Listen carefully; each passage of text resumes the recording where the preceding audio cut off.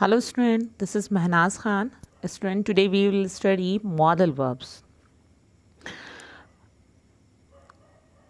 Student, firstly we will know the difference between the verb and modal verbs. Verb क्या होती है? Verb होता है हमारा मेन एक्शन जिसकी 3 कंडीशन होती हैं, फर्स्ट सेकंड थर्ड फॉर्म होती हैं. And modal verb is just like helping verb. जैसे हम हेल्पिंग वर्ब यूज़ करते हैं, is am are was verb हम यूज़ करते हैं, हैज़ हैव यूज़ करते हैं, ऐसे ही मॉडल एलेक्सिलरी वर्ब होती हैं. मॉडल वर्ब्स किसी स्पेशल सिचुएशन को इंडिकेट करने के लिए यूज़ की जाती हैं.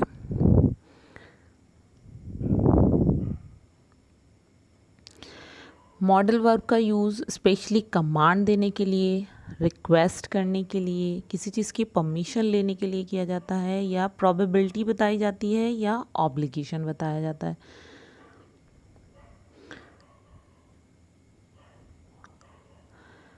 अब मॉडल वर्ब्स होती क्या है? मेन पॉइंट ये है कि मॉडल वर्ब्स किसे कहते हैं?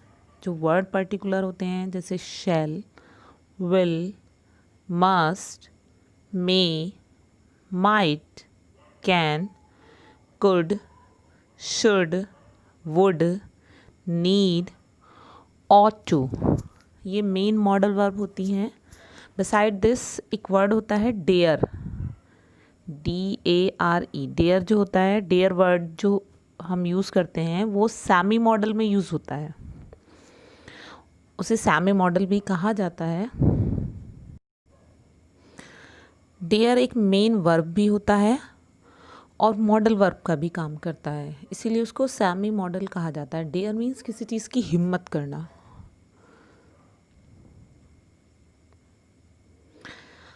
अब हम इसके बारे में फर्स्ट बेसिक थिंग ये जानेंगे कि मॉडल वर्ब हम कहाँ लगाते हैं. जैसे कि हमारा सेंटेंस स्ट्रक्चर होता है सब्जेक्ट प्लस हेल्पिंग वर्ब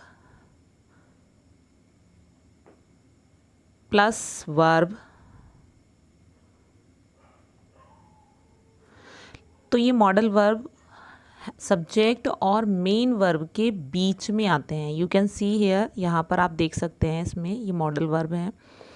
तो अगर हमारा सेंटेंस हो यू डू दिस, तो उसमें हम मॉडल वर्ब कहाँ लगाएंगे? तो हमारी मॉडल वर्ब आएगी डू मेन वर्ब के बाद.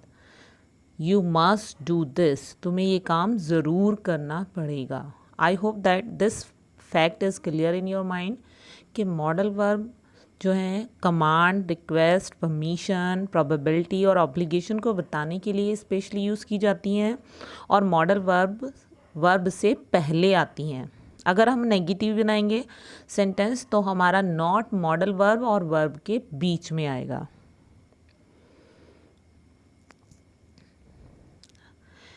अब हम इनका क्लासिफिकेशन देखेंगे कि किस चीज़ के पर्पस में कौन सी मॉडल वर्ब यूज़ होती हैं. जैसे हमें कमांड देनी हो तो कमांड के लिए हमें 3 मॉडल वर्ब हम यूज़ करते हैं, मस्ट, शैल, विल.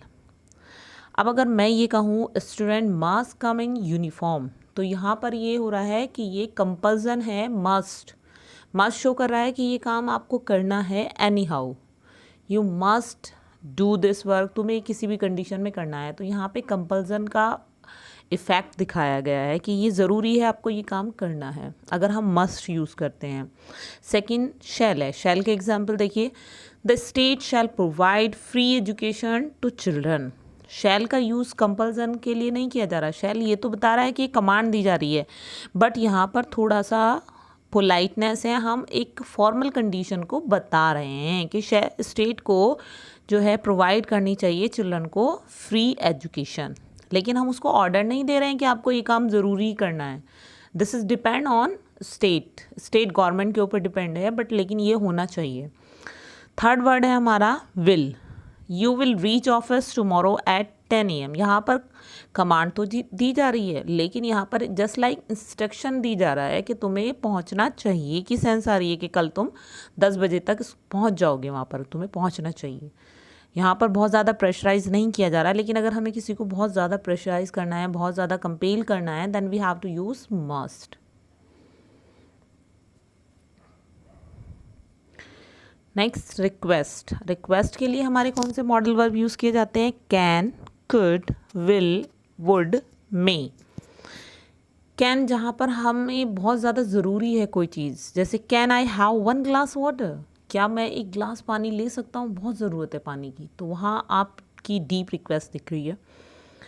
या फिर अगर हम थोड़ा पोलाइट होकर उस चीज़ को कहना चाह रहे हैं तो हम ये कहेंगे could you help me please, क्या आप मेरी मदद करोगे, रिक्वेस्ट की सेंस के साथ। अगर हम विल का यूज़ करते हैं तो विल में इतनी पोलाइटनेस नहीं है जितनी कुड में है। Will you do this for me, आप कह रहे हैं कि क्या तुम मेरे लिए काम कर दोगे, विश के ऊपर है, करो ना करो। लेकिन यहाँ पर अगर हम कुड यूज़ कर रहे हैं तो कुड का सेंस ये होता है कि हम बहुत ज़्यादा रिक्वेस्ट कर रहे हैं उससे। Would you like to have some juice, यहाँ पर वुड में भी पोलाइटनेस है, विल से तो ज़्यादा है लेकिन कुड से कम है।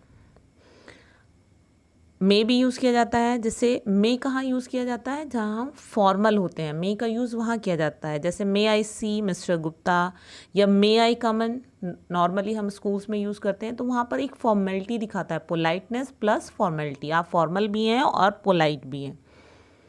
और कैन का यूज़ थोड़ा सा आपकी एबिलिटी या कैपेसिटी को दिखाता है।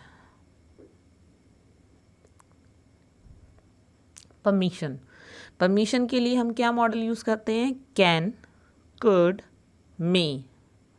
जैसे कैन आई लीव नाउ, क्या मैं अब जा सकता हूँ। कैन का यूज़ कहाँ करते हैं, जहाँ पर आप कैपेबल हैं, ये आपकी कैपेसिटी को बताता है, लेकिन यहाँ पर पोलाइटनेस इतनी नहीं है, यहाँ पर फॉर्मेलिटी इतनी नहीं है। अगर आप सपोज़ प्रिंसिपल ऑफिस हैं तो क्या आप ये पूछेंगे कैन आई लीव नाउ, नहीं पूछ सकते, क्योंकि वहाँ आप फॉर्मल होते हैं, वहाँ आपको सिर्फ मे का यूज़ करना होता है। या आप क्लास में आने के लिए पूछ रहे हैं मे आई कम इन, अगर आप ये पूछें can I come in, that will be wrong. यहाँ पर आप ये कैन का यूज़ कहाँ कर सकते हैं, जो आपके सेम लेवल के लोग हैं, आपके फ्रेंड हैं, या जो भी सर्किल है जहाँ आप अपनी कैपेसिटी को शो कर सकते हैं। अब अगर हम कुड की बात करें, कुड पोलाइटनेस में आता है, could I use it now, किसी से हम्बली आप रिक्वेस्ट कर रहे हैं किसी चीज़ को यूज़ करने के लिए। और मे जैसे कि मैंने आपको पहले ही क्लियर किया है, मे आपकी फॉर्मल कंडीशन को बताता है। मे आई कम इन, जैसे कि आप स्कूल में नॉर्मली यूज़ करते हैं, कोई भी आप फॉर्मल कंडीशन में होंगे तो आप मे कह के परमिशन लेंगे। मे आई टेक योर थिंग्स, या कुछ भी आप ले रहे हैं जहाँ पर आप फॉर्मल भी हैं और पोलाइट भी हैं।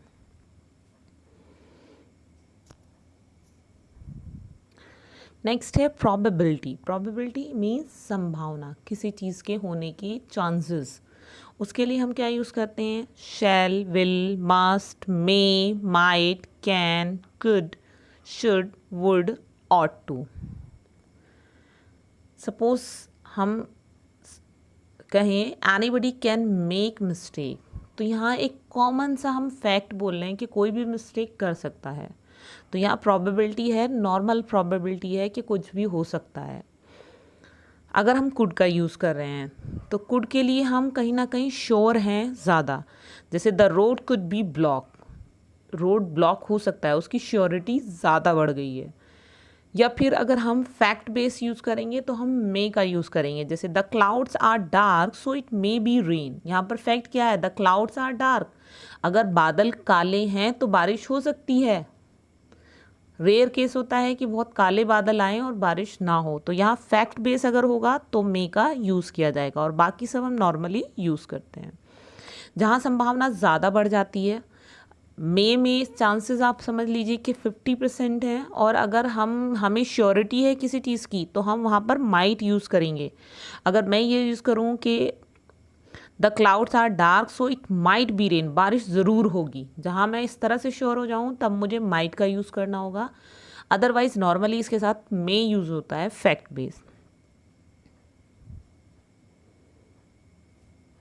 एडवाइस, एडवाइस के लिए हम वर्ड यूज़ करते हैं should, ought to, must, has to, have to, had to। अब जब हम किसी को एडवाइस दे रहे हैं तो हम उसे ये कहेंगे कि आपको ये करना चाहिए। अभी हमारे पास यहाँ पर 2 वर्ड्स हैं, शुड एंड ought to।